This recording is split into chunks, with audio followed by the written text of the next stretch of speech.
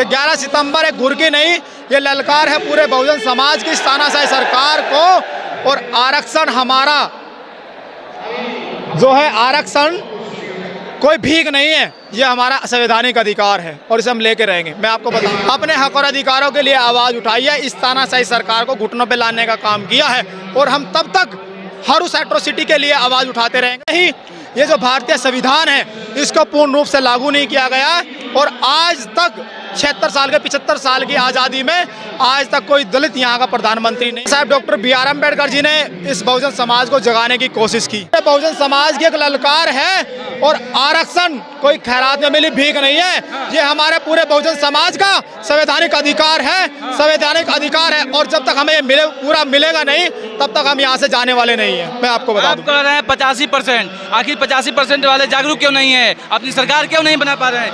15% ही सरकार क्यों बना रहे हैं? देखिए, हम लोग जब पृथ्वी पर रहते हैं और पृथ्वी पे जब प्रकृति है, प्रकृति का एक नियम होता है कि कभी पतझड़ होती है तो कभी बहार होती है तो कभी फल देती है। तो ठीक वैसे ही हमारा बहुजन समाज सोया हुआ था, लेकिन वो धीरे धीरे जाग रहा है। सबसे पहले बाबा साहब डॉक्टर बी.आर. अम्बेडकर जी ने इस बहुजन समाज को जगाने की कोशिश की। वो जागा, कुछ हद तक जागा। उसमें मान्यवर साहब काशीराम जी निकल के आए, जिन्होंने जो है SC ST OBC माइनॉरिटी को वर्गों में बटे, जातियों में बटे होकर एक बहुजन समाज बनाया और फिर इस देश के सबसे बड़े सूबे का हमें जो है हुक्मरान शासक बनाया।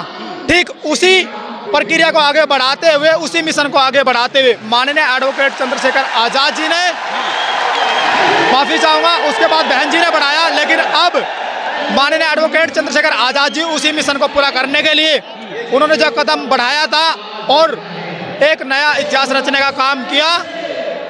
उत्तर प्रदेश के नगीना लोकसभा से कि वो पार्लियामेंट के सदस्य चुने गए, क्योंकि उन्होंने सड़कों पे जो है बहुजन समाज की लड़ाई को बहुत अच्छे से लड़ा है।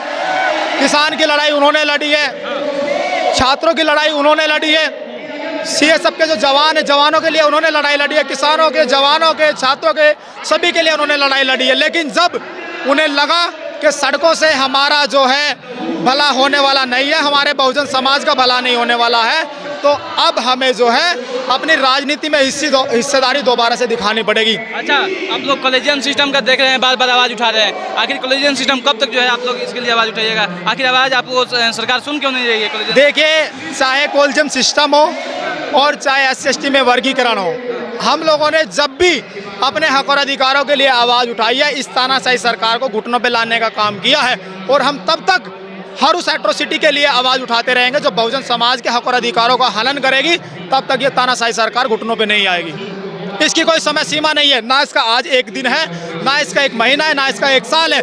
जब तक माननीय एडवोकेट चंद्रशेखर आज़ाद जी हमें ये नहीं कहते कि आज हमारे हक और अधिकार हमें मिल गए हैं कि अब आप यहाँ से जो है रवानगी कर सकते हो, तो तब तक हम यहाँ से जाने वाले नहीं हैं।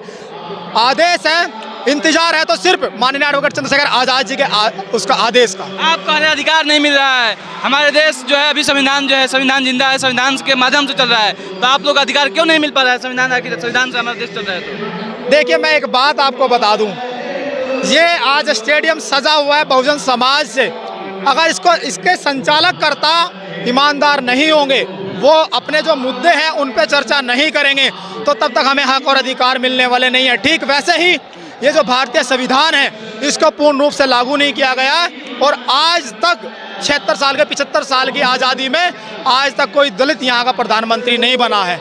यहाँ पे राष्ट्रपति तो बना देते हैं, लेकिन जो सत्ता की जो चाबी है वो प्राइम मिनिस्टर के हाथ में होती है।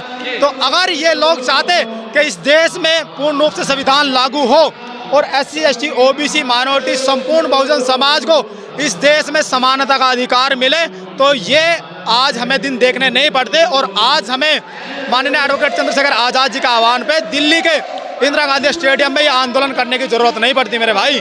तो जब तक इस देश में समानता लागू नहीं होगी, हक और अधिकारों का हनन होता रहेगा, हम ऐसे ही आंदोलन करते रहेंगे। क्या संदेश दीजिएगा मोदी जी को इस स्टेडियम के माध्यम से? देखिए मोदी जी, मैं आपसे यही कहना चाहूँगा इनके चैनल के माध्यम से, जैसे मैंने अभी थोड़ी देर पहले कहा था कि 11 सितंबर एक घुर की नहीं, ये ललकार है इस तानाशाही सरकार को कि 11 सितंबर एक घुर की नहीं, ये ललकार है पूरे बहुजन समाज की इस तानाशाही सरकार को। और आरक्षण हमारा जो है, आरक्षण कोई भीख नहीं है, ये हमारा संवैधानिक अधिकार है और इसे हम लेके रहेंगे। मैं आपको बता दूं कि 11 सितंबर चलो दिल्ली, ये घुर की नहीं, ये ललकार है इस तानाशाही सरकार को, पूरे बहुजन समाज की, कि 11 सितंबर चलो दिल्ली, ये घुर की नहीं, ये ललकार है। और आरक्षण कोई खैरात में मिली, कोई भीख नहीं है। मोदी जी, ये हमारा संवैधानिक अधिकार है, ये हमारा संवैधानिक अधिकार है, और जब तक आप इसको पूर्ण रूप से लागू नहीं करेंगे तो हम लोग जाने वाले नहीं है, चाहे इसमें कुछ भी हो जाए। जय भीम, जय भारत। देख सकते हैं सहारनपुर से हमारे भाई साहब आए हुए थे इस महारैली में। इंदिरा गांधी स्टेडियम में जो है तमाम जो लोग हैं देश विदेश से जो कि आने का काम कर रहे हैं और अपना अधिकार और आरक्षण को बचाने के लिए जो है यहाँ से जो है ऐलान करने का काम कर रहे हैं। और जिस तरह से मोदी सरकार जो है लाई हुई थी और सुप्रीम कोर्ट के माध्यम से क्रीमी लेयर को जो लगाया गया था उसके खिलाफ भी लोग बोल रहे हैं और कह रहे हैं कि जब तक हमारा अधिकार नहीं मिलेगा तब तक हम ऐसे ही सड़कों पर जो है उतरते रहेंगे। इस तरह से आप लोग देखते रहिए पर सुमित लाइव न्यूज। मैं reporter Amit Kumar Singh. Thank you. जय हिंद।